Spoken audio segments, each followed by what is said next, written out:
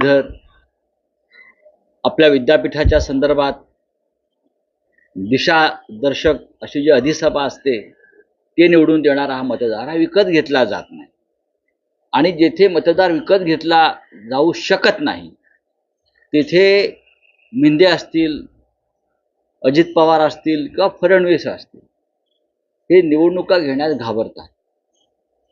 लोकशाहीला आणि लोकशक्तीला घाबरणारं हे डरपोक सरकार आहे आणि मुख्यमंत्री अत्यंत डरपोक आहे.